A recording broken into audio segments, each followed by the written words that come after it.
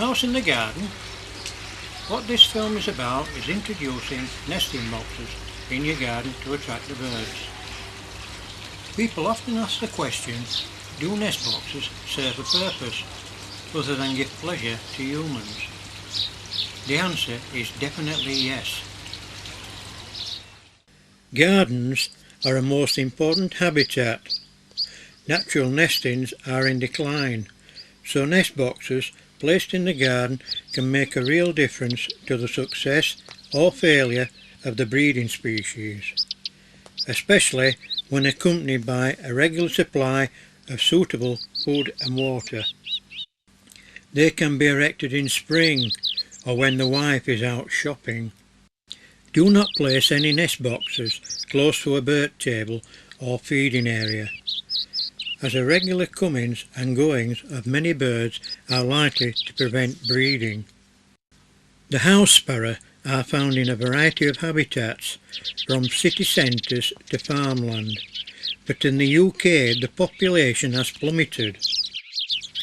In the early 70s there were 25 million breeding pairs. Now today there are only 13 million. The lack of nest sites and food in towns has had an impact. Dunnocks are known as hedge sparrows. It's often seen on its own, creeping along the edge of a flower bed or near a bush. They only feed off the ground, whereas the house sparrow will feed anywhere where there's food. Starlings look black at a distance, but when seen closer they are very glossy, with a sheen of purple and green. The chaffinch is the UK's second commonest breeding bird and is arguably the most colourful of the UK finches.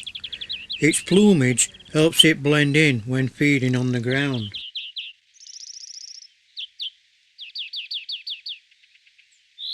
Greenfinches are colourful characters with their green and yellow plumage. It's a popular garden visitor. Although quite sociable, they may squabble among themselves or with others at the bird table.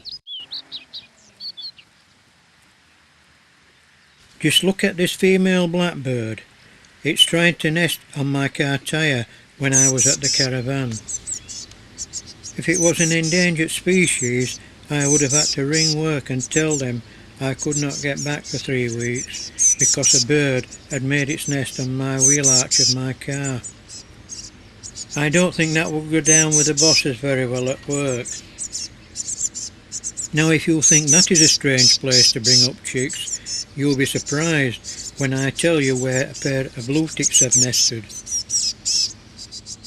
When making this film, I didn't know whether to call this film a house in the garden or a house at work. As we all know, the government has brought in some new legislations banning smoking in public places. Well, the company I work for has already come into line by having special ashtrays made, which have been fitted to the outside walls. Nobody would have thought that a pair of blue tits had decided this was going to be their house for the next few weeks. The pair cleaned out the ashtray of cigarette ends before making a start on building their nest. No one had realised until one of our bosses went for a smoke.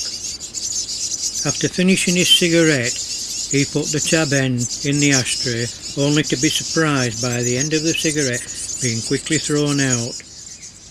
Since, the ashtray on the wall has been left alone, so the tits could get on with the job in hand. When I first looked in the ashtray, they had built the nest. 2 days later, the female had laid 11 eggs. Several days later I went back to the nest and saw the female removing eggshells from the nest, so I decided to have a look and was surprised to count 8 chicks. Feeding have kept both parents very busy and have been bringing the chicks an assortment of food, from flies, spiders and caterpillars.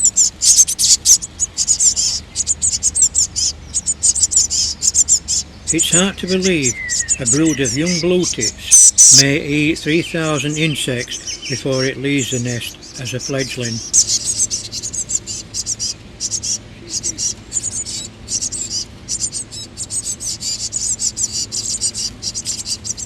On a number of occasions I have seen both parents leaving the nest with chick droppings.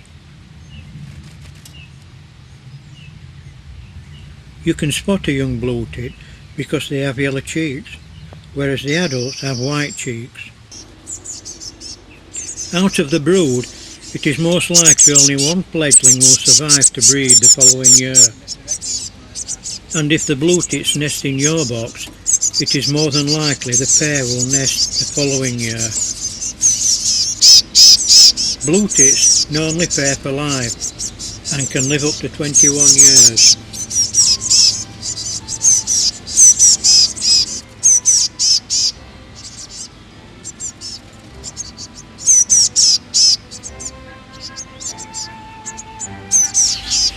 So, how about putting a house in your garden?